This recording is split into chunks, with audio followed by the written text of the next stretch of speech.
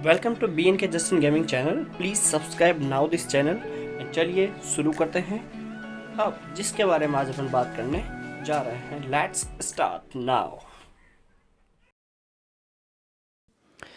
तो जो repeated questions जो होते हैं एसएसटी में, उनके बारे में अपन बात करने वाले हैं। और जो इम्पोर्टेंट क्वेश्चंस हैं 2020 में, उनकी भी अपन यहाँ पर बात करने वाले हैं कि प्रीवियस एग्ज़ाम्स में हैं जो कौन कौन से प्रश्न एसएसटी में यहाँ से पूछे गए थे।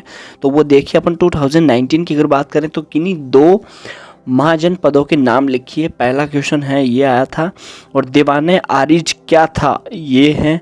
और लोकतंत्र के बहुलवादी सिद्धांतों के किन्हीं दो समर्थकों के नाम बताइए। ये मैं क्वेश्चंस तुम्हें इसलिए बता रहा हूँ क्योंकि तुम है जो इनको वहाँ पर अपनी पासबुक में जाकर सर्च करना और एक बार पढ़ना, क्योंकि कहीं ना कहीं इनमें से रिपीट हमेशा क्वेश्चंस होते हैं। तो जो इम्पोर्टेंट है, वेरी इंपॉर्टेंट है, या फिर श्योर है कि इनमें से तो आएगा ही सही, वो क्वेश्चंस मैं आपको बता रहा हूँ दोस्तों। लोकतंत्र के बहुलवादी सिद्धांत के किन्हीं दो समर्थकों के नाम।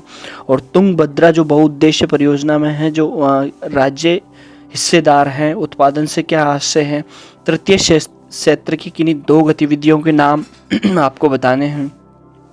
नीति आयोग का कोई सा भी एक आप कार्य बताओगे। मांग प्रेरित मुद्रास्फीति किसे कहते हैं। मांग प्रेरित मुद्रास्फीति एक प्रकार से वो होती है जिसकी डिमांड बढ़ती है, जिसकी डिमांड बढ़ती जाती है। मौसमी बेरोजगारी क्या होती है।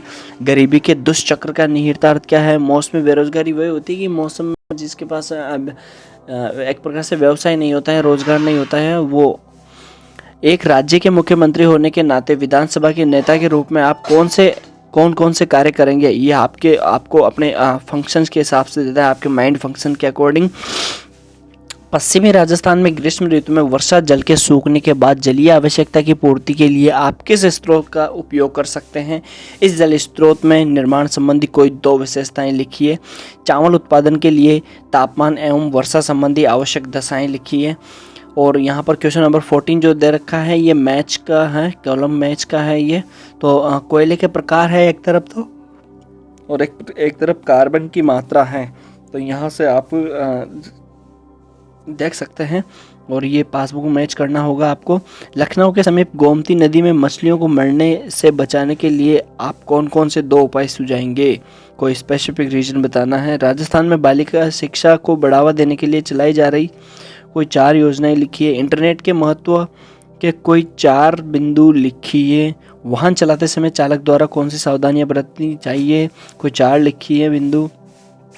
स्वच्छता के किन्हीं दो प्रकारों का उल्लेख कीजिए। धम्म यात्रा एवं धम्म महायात्रा, धम्म महामात्र से आप क्या समझते हैं। महाराणा प्रताप को अधीन करने के लिए अकबर ने क्या क्या कदम उठाए थे, ये डिटेल्स।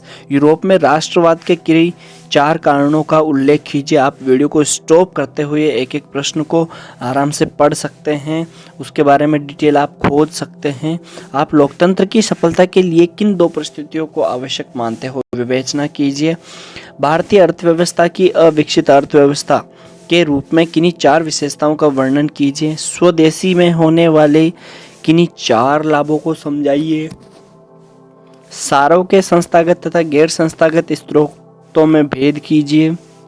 आपके अनुसार उपभोक्ता को हानि से बचाने के लिए किन कर्तव्यों को पालन करना चाहिए। राजस्थान में किसान आंदोलन के क्या कारण थे। राजस्थान के किन्हीं 2 किसान आंदोलन का प्रकाश डालिए। अब देखिए यहाँ पर और में पूछा गया है दोस्तों, 6 नंबर के जो क्वेश्चन है वो और आया है अथवा में आया है। या तो 27 करो या फिर ये 27 का जो सेकंड पार्ट है वो करो। तो देखो, निम्नलिखित में संक्षिप्त आपको टिप्पणी देनी है, डिस्क्रिप्शन आपको इसमें देना है। प्रथम आंग्ल मराठा युद्ध के ऊपर, द्वितीय आंग्ल मराठा युद्ध के ऊपर, और गोविंद गुरु के ऊपर। आगे अपन बात करें कि भारत के प्रधानमंत्री के कार्य एवं शक्तियों का वर्णन कीजिए। तो ये वाला जो क्वेश्चन है वो बहुत ही ज़्यादा इम्पोर्टेंट होने वाला है इस बार। राज्यसभा के कार्य एवं शक्तियों का वर्णन कीजिए इन दोनों में से।